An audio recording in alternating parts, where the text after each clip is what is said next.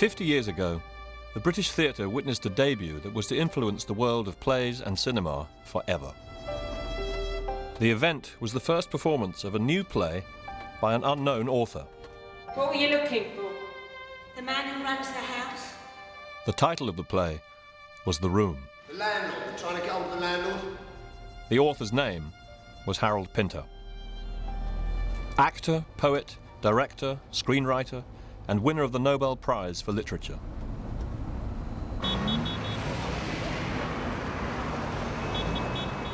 Directing Pinter's first play was Henry Woolf, Pinter's friend and collaborator for 60 years. Hello. Nice to see you. Today, Pinter's 29 plays and 19 filmed screenplays are consistently performed and screened all over the world. I would not want to go far. I'd be afraid of going too far, lest when I return the house would be gone. Lest? What? The word, lest. I've known it for a long time. But what is it like to work with Pinter? I invited him to rehearse several scenes from his plays with a group of actors. I would appreciate if more time were taken about the text. If the text isn't right, it certainly hits the author, I can tell you that. And the least word wrong stands out, you know? And since there's no hurry about this, I think it'd be quite fruitful to see that the text was accurate. Yeah. I don't want to appear like a stern headmaster. Very nicely put. It's not helpful for you to get the text wrong, because I know it throws you. That's the whole point. You see, I do remember some of these lines, even though I wrote them nearly 50 years ago. His nibs actually introduced us to so many poets and playwrights. You know, we didn't know anything about George Barker or Dylan Thomas or Tristan Tzara or Breton or Giacometti and all that lot. I think that's not entirely accurate. We had a wonderful English master called Joseph Brearley, who really enlivened our lives and stimulated in us a great interest in literature. And that was through, we knew about Shakespeare, of course, but he introduced us to Webster in no uncertain terms. And he encouraged us to look at everything, to read everything. So when you say his nibs, I was only 16 at the time, for God's sake. You're still his nibs? No, I wasn't his nibs. I was not, neither were you your nibs. We were just nibs. We met in 1947. The full nastiness of humanity, the concentration camps, the gulags, were just being revealed. And on the glorious democratic side, Dresden, Nagasaki, Hiroshima, the predictions that the world would starve to death in 50 years. All those things we were all fully aware of and were determined not to be oppressed by. We were intent upon keeping our independence of thought and of ideas, our aspirations, which were to be free. And that's what we did. And I think we're still doing that, really. Yes, absolutely. We haven't stopped doing that. No. By bringing Henry and Harold together, I hope we'll find out something about what it is in Harold that makes him so compelling to work with, and that belies the myth of Harold, which is of someone remote, distant, separate, but who is in fact, a collaborator par excellence. He's a man of the theatre. Thank you. Thank you. The only child of working-class Jewish parents, Pinter attended Hackney Downs Grammar School and discovered acting. Called up for national service at 18, Pinter refused and twice stood trial for conscientious objection. He escaped prison with a fine. Pinter's short time at RADA was disastrous, but after a happier spell at the Central School, he began to find work as a jobbing actor. I went to a party once in a house in Fulham. And I was taken into a room, and there was a fellow called Quentin Crisp, who was a renowned, celebrated homosexual. And there was a man at the table, a very, very big man, whom he served bacon and eggs, bread, tea. The man never said a word, not one word. And Quentin Crisp never stopped talking. And we were only there about 10 minutes, but it left an extraordinary impression on me. So I told Henry about this encounter, and I said, one day, Henry, I think I might write a play about this image. 10 years after meeting Pinter at Hackney Downs Grammar School, Henry Woolf was studying drama at Bristol University. I went back to the Bristol Drama Department. I said, I have this marvellous new play. They'd spent all their budget, so I knew that. And I said, it will cost almost nothing to do. Their interest sparked. They said, can we see it? Of course, I said. Wrote to Harold, said, quickly, write the play. I've got production space, I think. I got a postcard back. Haven't written a play before. It'll take at least 6 months. And he said, I don't think it will at all. I think you're fooling yourself. Why don't you write it? You've got the image. You've got the idea. The manuscript, the first folio, arrived 2 days later. The room. I changed the man anyway, the Quentin Crisp character, to a woman. I just did. And I think it has its own life, all right. There was nothing more to be said about this image, except it was an image. And of someone serving someone who was absolutely silent, serving him food.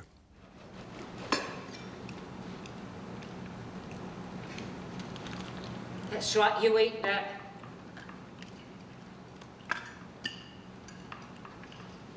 If you want to go out, you might as well have something inside you, because you'll feel it when you get out.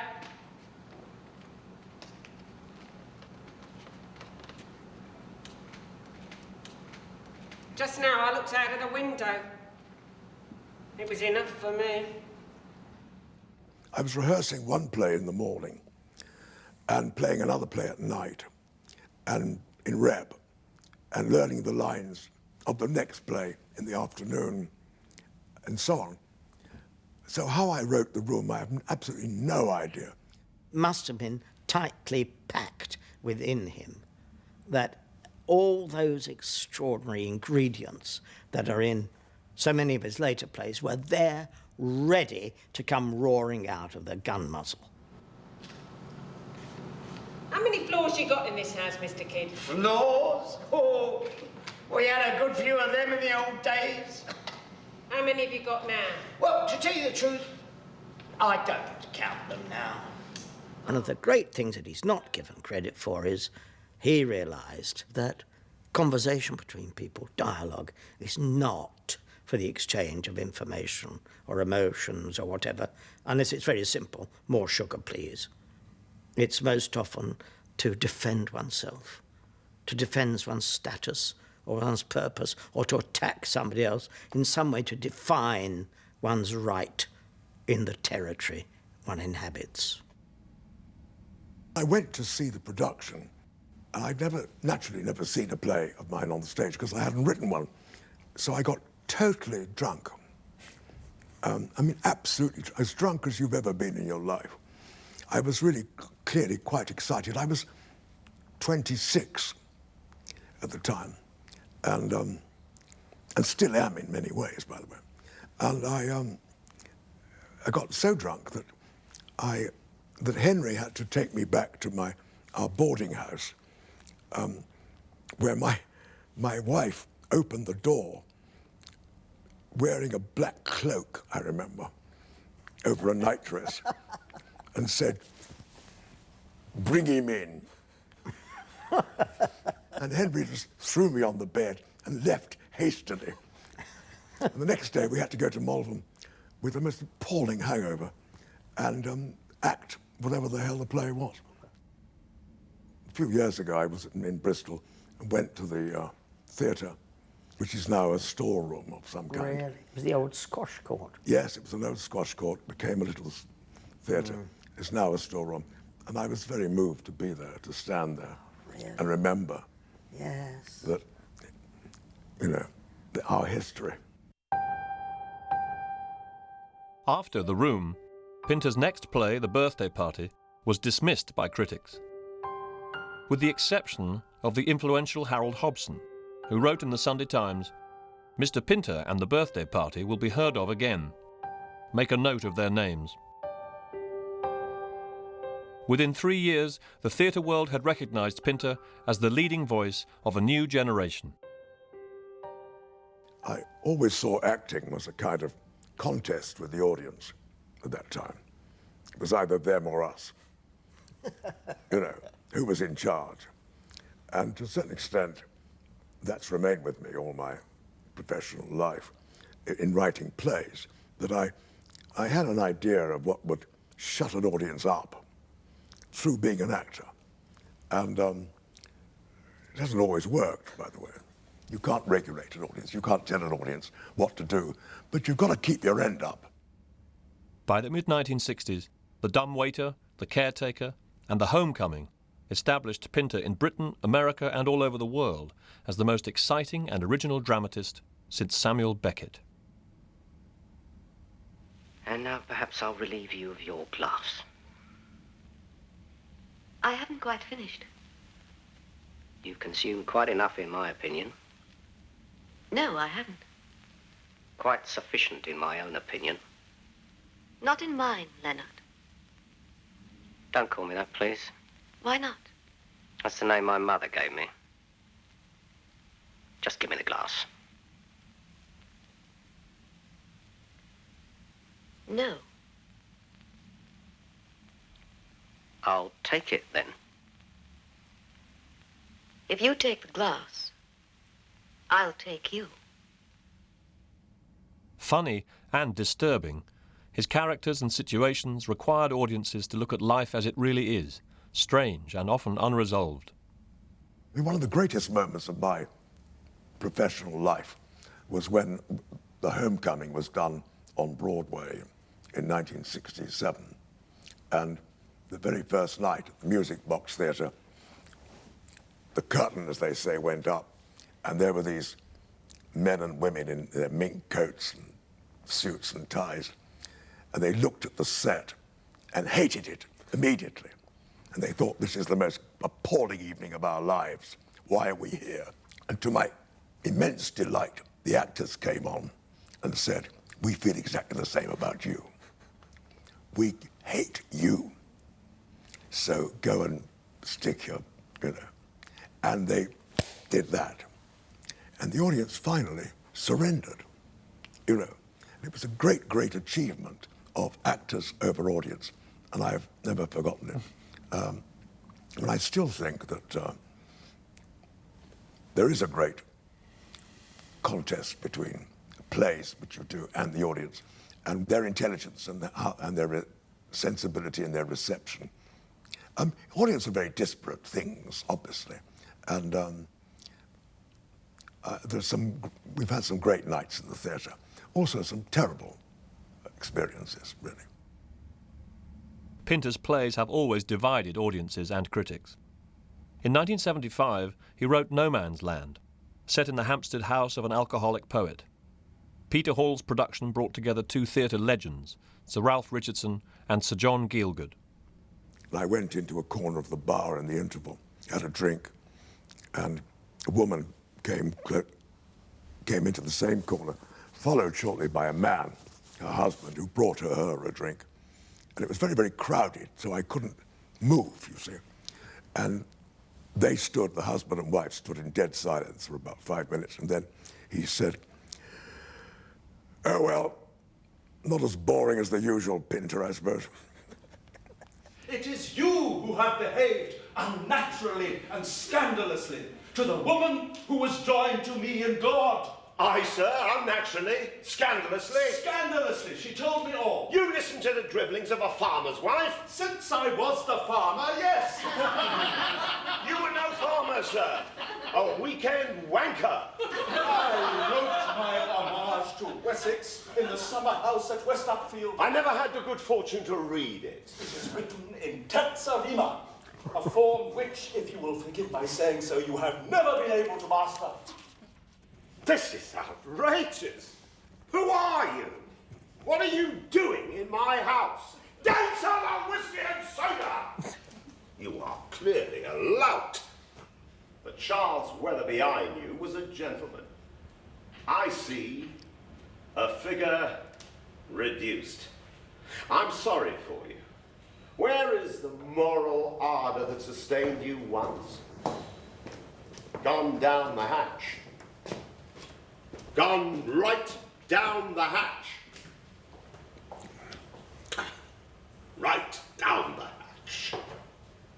And I'm sorry to say that's where we're going to stop.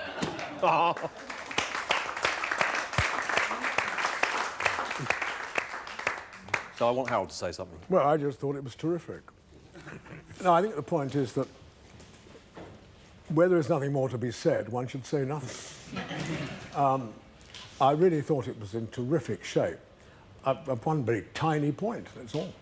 That down the hatch, the timing of that, I do think down the hatch, you know, down it goes. I know.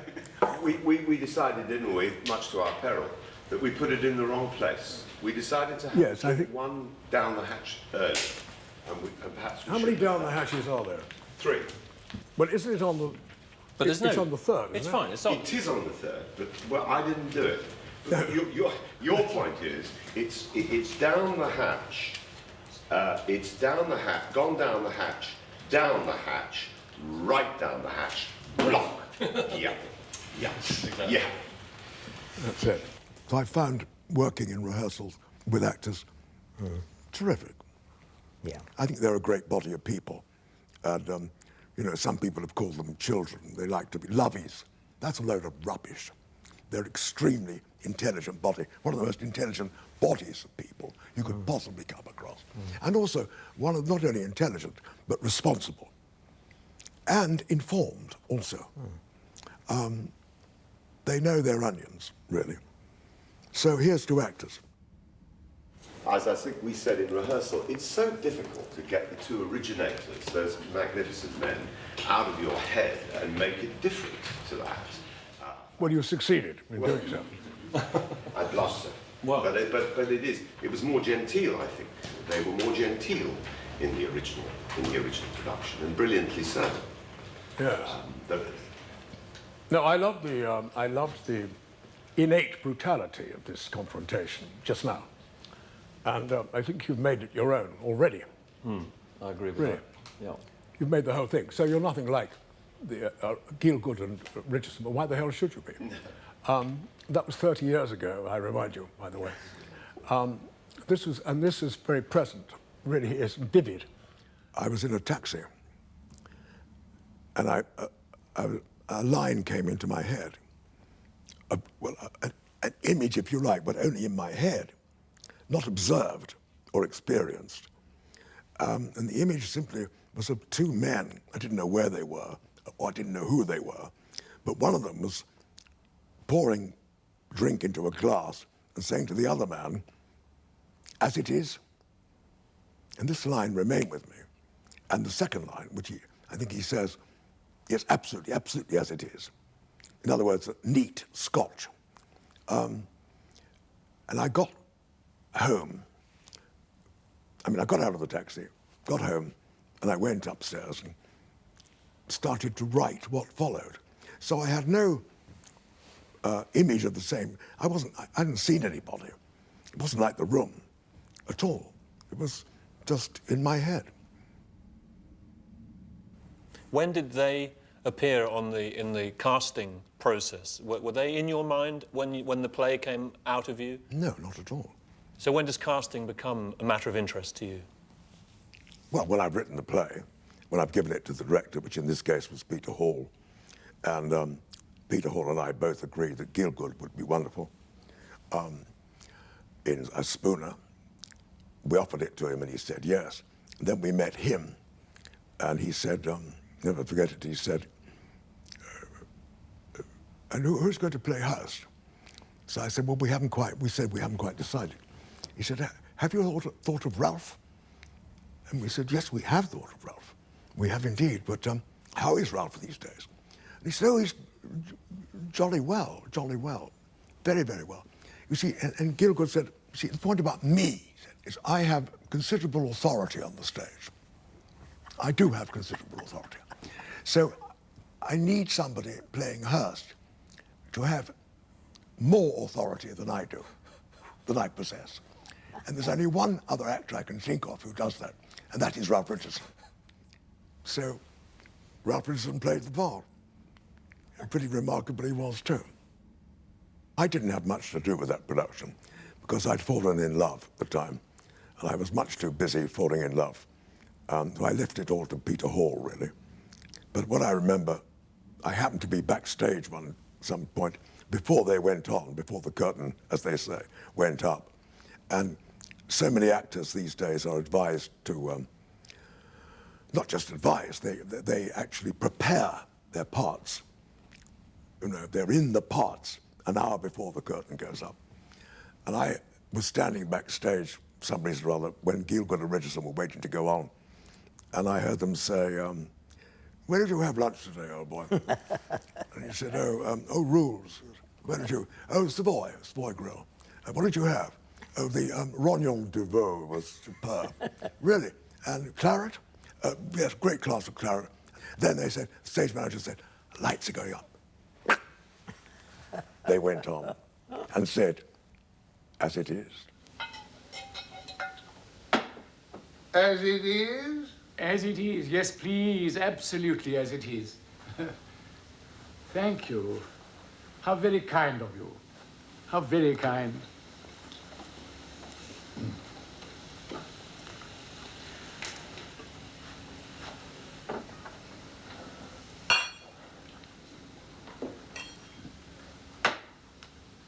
And cheers. Your health. I like that, because I think there's so much bullshit talked about preparing for your part and your role. Yeah. These were actors who just knew when you got on the stage, you acted. That was when it started, not before. I honestly think, Harold, that technique on its own won't do. I mean, I once directed Ashes to Ashes. I had 2 excellent actors, and I said after the first rehearsal, I'm awfully sorry, but you've got terrific technique, and you've got to forget it, because I'm afraid we need the real thing. You can use your technique to support what you're doing. That's just fine. Don't forget your footwork. But I'm afraid we need your liver and lights in this production, and technique won't do. Yeah, very good. Very well said. I mean, technique, I agree with Henry. You just take for granted. One thing about technique, you either got it or you haven't. If you haven't got any technique, you're no bloody good, you know, as an actor. But technique also means being heard, audibility, not standing in the right position, having a sense of the stage and where you are, and intelligence, using your intelligence. That's technique. But acting is finally it's an intuitive process and an intuitive road of discovery and exploration. And that's what I think is the excitement of a living theatre. But the actor has to find that well within himself. And if they don't, then it's superficial and a received idea, and it's no bloody good, you know. But we were girls in London. I was a girl in London. We were girls together. I wish I'd known you both then. Do you? Yeah.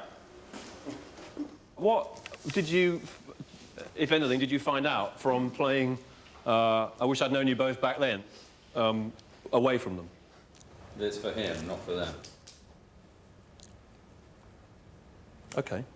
I must say, I thought it was quite natural. Yeah, no, I'm interested in the actor sharing what he learned from it, because it was But a how very... does he know? How can he possibly tell you what he learned in about 2 seconds? Do. Surely you, as an actor yourself, know that actors do things instinctively. And they can't rationalise it in the next moment. No, they can't. Why should they? Why should they be asked to? Sometimes I take her face in my hands and look at it. But, you know, I don't think one can define what happens on the stage and analyse them to the, you know, till the cows come home. You can't do it. Somebody else can do it. A critic can do it. I don't know, perhaps you can do it. But I can't do it. I don't know what's happening half the time. All right, in theatrical enterprises, which I take part in, I just know that something is happening. And that something is finally indefinable. So I can't make a distinction between technique. How do I know where technique and liberal lights start and finish? I mean, I'm not a theoretician, I'm not a philosopher, I'm a writer. So these are instinctive activities, and that's where I think their life really remains. We're going to look at a scene from a play called Old Times, written in 1971. 70. I beg your pardon. Written in 1970. Or 69. Oh, for heaven's sake. In Old Times, one of Pinter's most ambiguous and poetic plays, a weekend house guest brings the past back to haunt a married couple in their remote Norfolk home. You see that tiny ribbon of light? Is that the sea? Is that the horizon? You live on a very different coast. Oh, I do. I live in a volcanic island. I know it. Oh, do you? I've been there. It's difficult to come right into the middle of a piece of work, you know, which began earlier and ends later. Rehearsing with Pinter is one of the most creative and satisfying experiences an actor can have.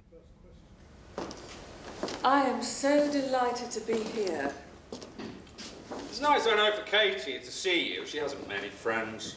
She has you. She hasn't made many friends, although she's had every opportunity to do so. Perhaps she has all she wants. She lacks curiosity. Perhaps she's happy. Are you talking about me? Yes. She was always a dreamer. Is a play influenced by the rehearsal process? Have you rewritten plays while they've been rehearsed? Absolutely not. I never rewrite plays. They're on the page, and that's it.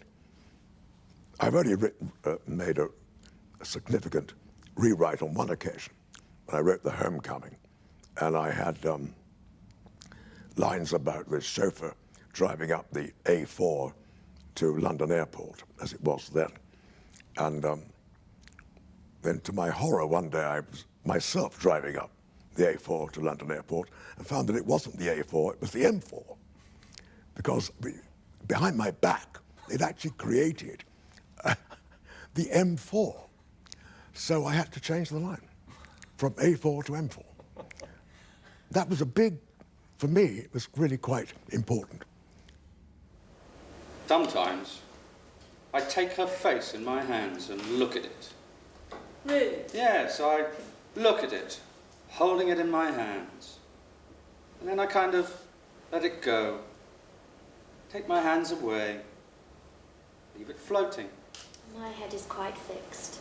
I have it on. It just floats away. A lot of Harold's plays are poems, and one can't fool around with a poem and alter its words, and in the same sense one can't alter its rhythms. The fashionable method approach from actors in which one reaches deep into the subjective self for the meaning behind the meaning. No, you've got to trust the text, and Harold's text will always carry you through. I mean, I believe that Kate can take more time. Really?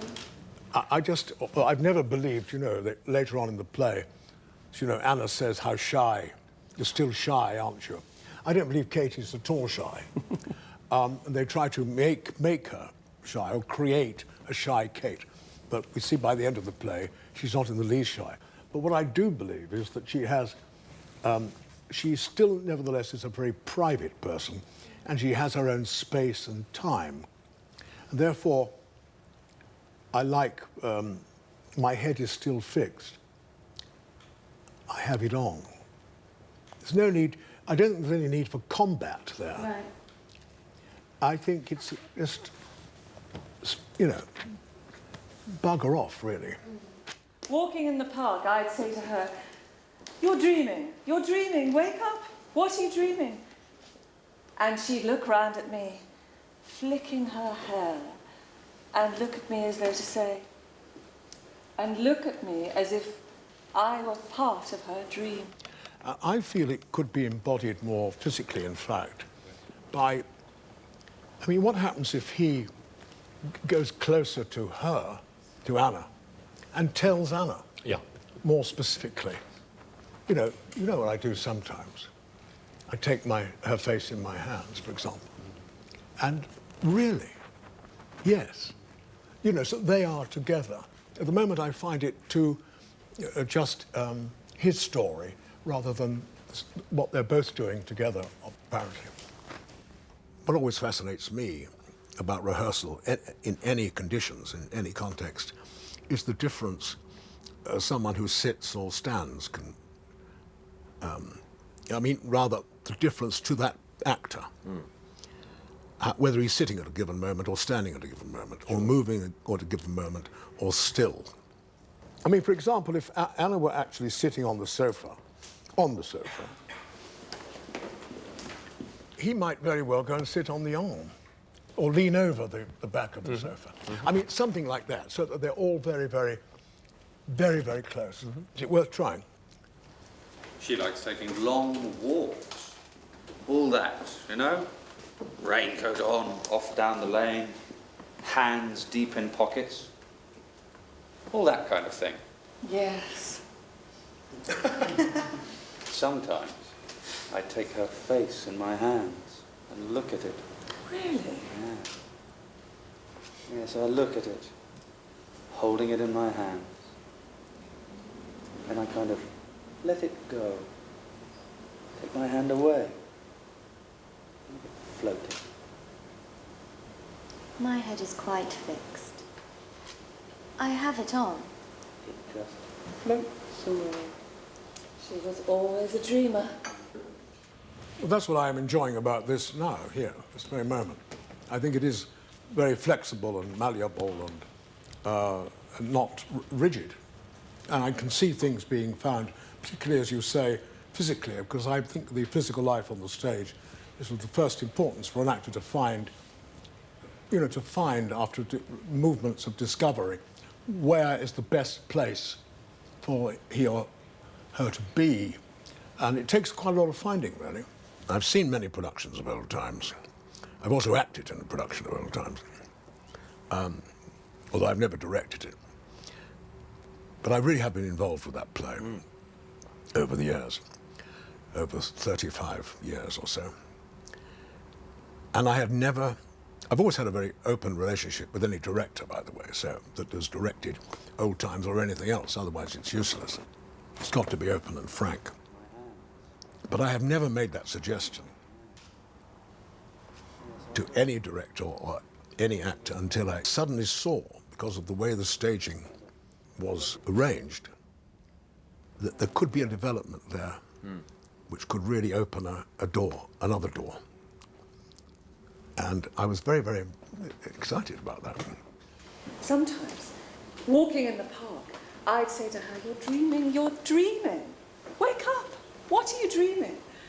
And she'd look around at me, flicking her hair, and look at me as if I were part of her dream.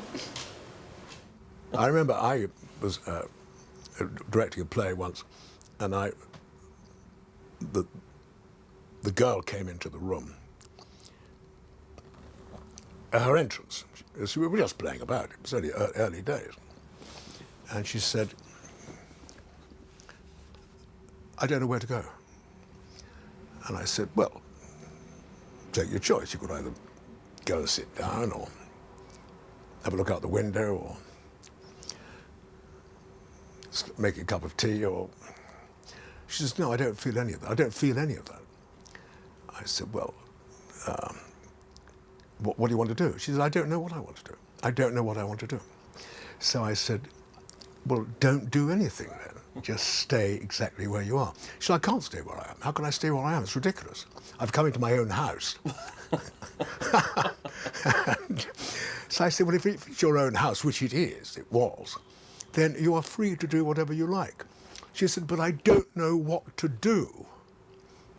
I said, "For the time being then, just, can I repeat, don't do anything."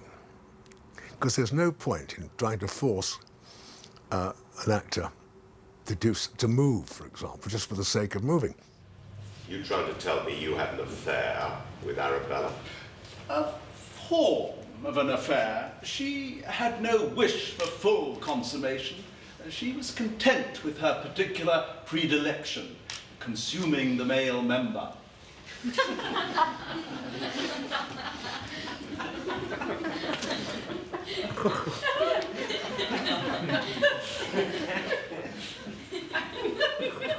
How dare you speak of Arabella Hinscott in such a fashion? I'll have you blackballed from the club. Oh, my dear sir, may I remind you that you betrayed Stella Winstanley with Emily Spooner, my own wife, throughout a long and soiled summer, a fact known at the time throughout the home counties. For a writer, what you want is the actors to relish the language.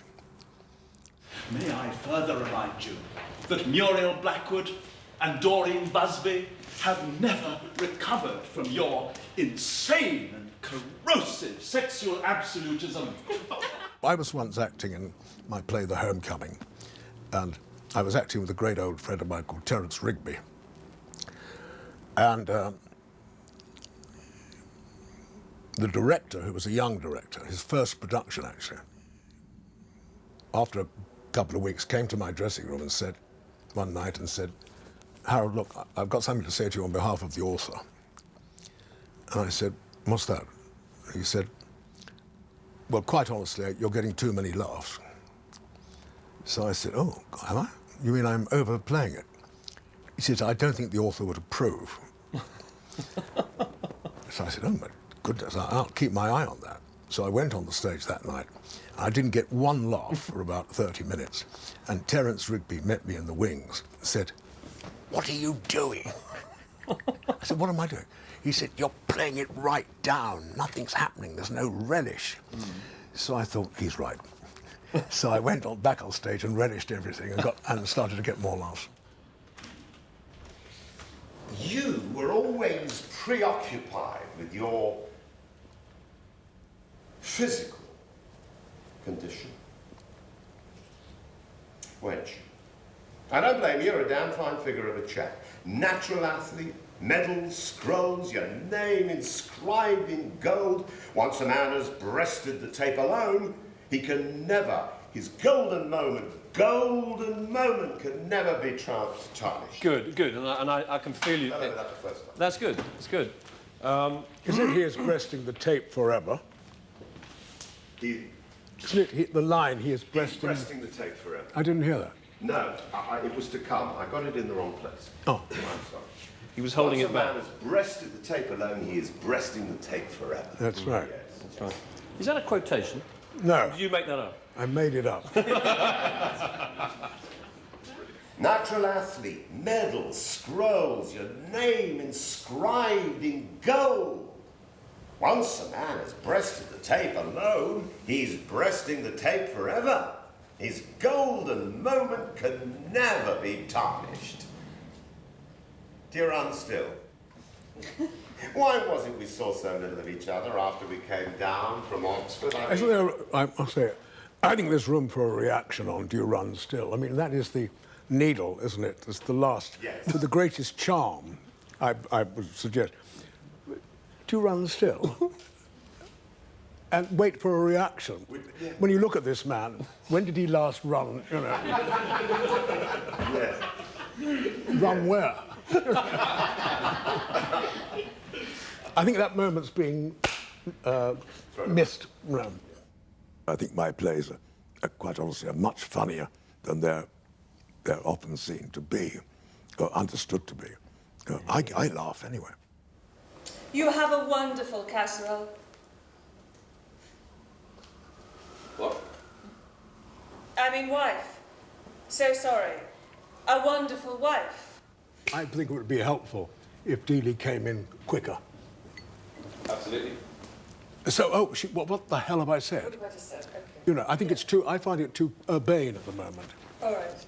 To say you have a wonderful casserole when you actually mean wife, Yes. it's a very odd thing to, you know. If I'm directing one of your plays, I suddenly come to a pause or a silence, and no, there's nothing going on at all. People are just pausing and silencing. Yes. I say it's no good unless you've got a populated pause or an inhabited silence. It's no good moving into a vacant lot. Well, I think they've been taken much too far, these silences and pauses. in my plays. I'm really extremely depressed in the past. I have been when I've seen productions in which a silence happens because it says silence, and a pause happens because it says pause. And it's totally artificial and meaningless.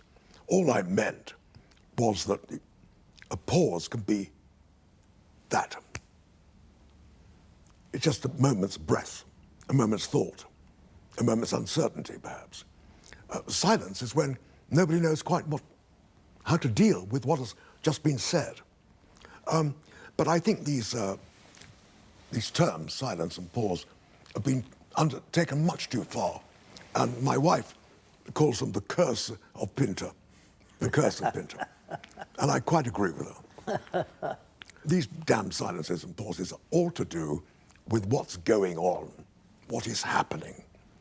And if they don't make any sense, then I always say cut them.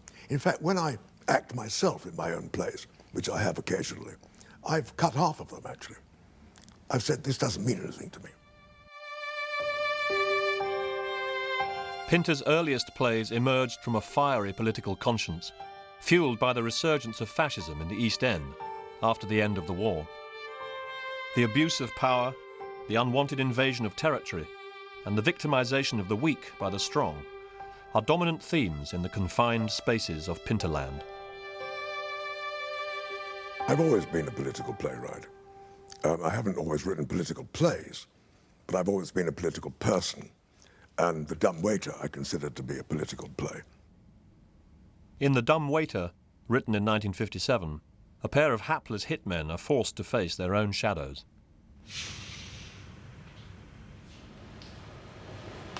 What's that? I don't know. Where did it come from? Under the door. Well, what is it? I don't know. Pick it up. What do you mean? Pick it up.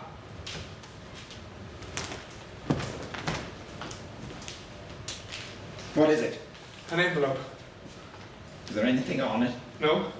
Is it sealed? Yes. Open it. What? Open it. What's in it? Matches. He doesn't write many garden party scenes, does he? They're interiors nearly all the time, with who knows whom in the next room. Who knows who's coming through the door? It reflected a vast amount of particularly European and Russian experience before and during the Second World War. I think his interiors reflected somewhere where Jews live.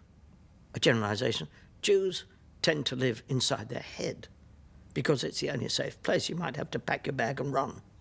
And I think Harold's interiors really, for me, are projections of that Jewish interior, shared by Kafka, by many Jewish writers. Pinter has always been a political animal, but events at home and abroad through the 1970s and 80s pricked his conscience into an increasingly dynamic activism. Slowly but surely, Pinter has used his theatrical power to expose hypocrisy and corruption on the international stage. There is a real active and lively relationship between theatre and the world, and theatre in the world. It could also be, there's a lot about theatre which the world doesn't like at all. And the world, in a number of ways. I mean, for example, there's an extremely good play called My Name is Rachel Corrie, about the girl who was in Israel, Gaza in fact, was protesting against the Israeli demolition of houses. And a bulldozer came towards her, and she waved the flag and said, "I'm just here to protect people who are having their houses demolished." And the bulldozer went straight ahead and ran her over and killed them. Now that bulldozer was made in America, which, as you know, supports Israel very to the hilt. Now, Israel activities. The play was then taken to New York. Then there were objections from Jewish groups, actually. I must remind you that I'm Jewish myself, so I'm talking quite objectively here. That play was stopped. So this is in a political context. The theatre was frightened of the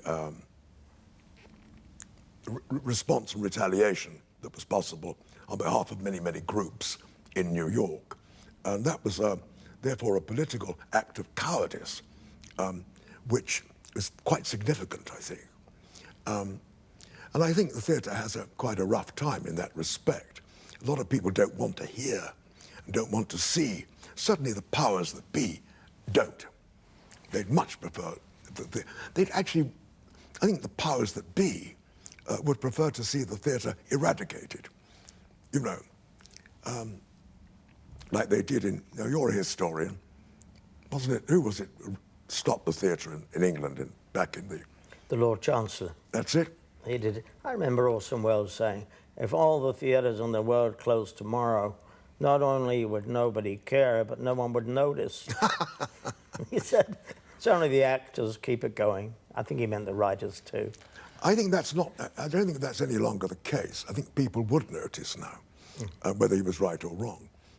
So I think it has a very important role, actually, not just politically, but also in raising our consciousness of the lives we actually lead.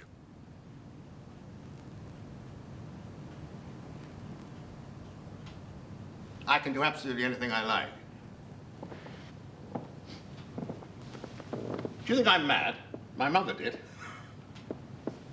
Do you think waving fingers in front of people's eyes is silly? I can see your point. You're a man of the highest intelligence. But would you take the same view if it was my, boot?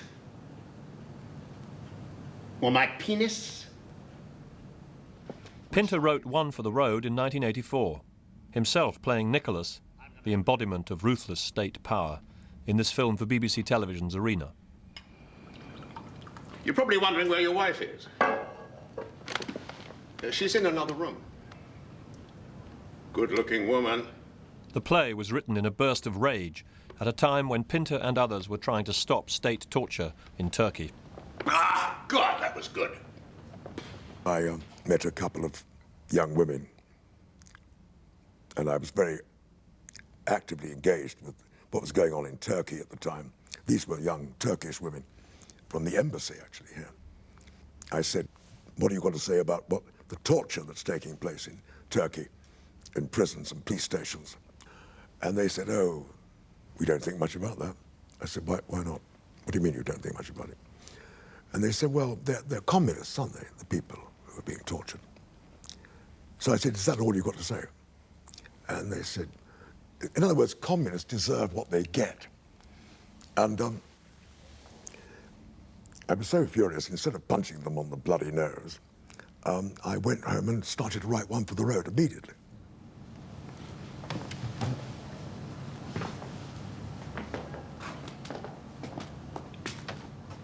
Does she fuck? Or does she like, you know what? What does she like?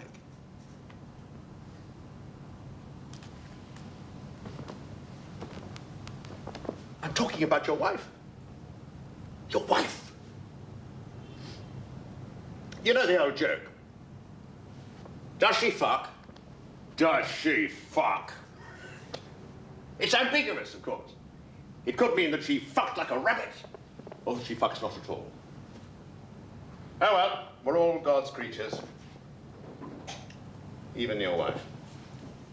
There's a very low anger that resides in any respectable, intelligent person, I think, in this society, about what goes on and how impotent we seem to be to correct what goes on, and how we give power to people who don't deserve it, don't deserve to possess power because they misuse it and abuse it and manipulate it and treat people with contempt and treat such things as international law with contempt.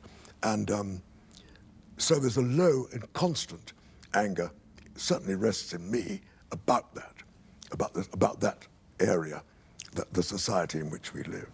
Don't you think that the world has grown not more horrible, but everybody has become more callously acquainted with horror? And nowadays, things that would have appalled us in 1947. One looks at a street full of bodies that have been ripped apart. Horror has become the next-door neighbour to our lives, but it used to be an unwelcome and horrifying thing that one pretended didn't exist. I think you're quite right to say that those horrors at that time were fresh, but they don't grow less horrific over all the years. They certainly don't. No. And the nightmare is upon us, always with us, by the stupid people who govern us and run the fucking world, really. Yeah. Harold reflects the world we all live in, and the changes in his style, and the changes in his ways of structuring his plays or writing the plays reflects different aspects of the world. But he is of this time, just as Shakespeare was of his time, but not rooted there. If I say go and light the kettle, I mean go and light the kettle. How can you light a kettle? It's a figure of speech. Light the kettle, it's a figure of speech. I've never heard it. Light the kettle, it's common usage. I think you've got it wrong. We've both been engaged in the theatre for so many years, really, and it couldn't have been a more fruitful and exciting life. You know, I must say that, you know, the act of collaboration, which I've shared with you and with you a number of times in each case, is a great thing to have happened, you know, because essentially the theatre is not a lonely activity. It's always said that writing is a lonely activity, and I suppose it is. But the act of theatre, of rehearsal, of production, and of collaboration, of working with others, is very, very enriching, you know, powerful, and means a great deal. So it's determined a very fruitful part of my life, to put it mildly. You've got to learn, mate. Yes, but I've never... Nobody says light the gas! What does the gas light? What does the gas... The kettle! You fool! They're living on very thin ice. So that this kind of explosion, which I think is perfectly right, comes from that too. It comes from the hours and hours and days of uncertainty and tension. You've written 29 plays, you've written over 20 screenplays, you have, I believe, screenplays going into production and rehearsal right now. You've won the Nobel Prizes in the last 12 months. You've had 2 scrapes with the Angel of Death, and here you are. What's next? What are you going to do now? How do you see the next 10 years? 10 years? Well, I want to continue to live very happily with my wife, and which I have done for 31 years. And I hope, and that is going to continue, I pray. And all being well, if the weather's remains in the right direction. And I tend to keep my eye on the various balls, really. I'm now a horse. We're done. Right. But thank you so much, both of you.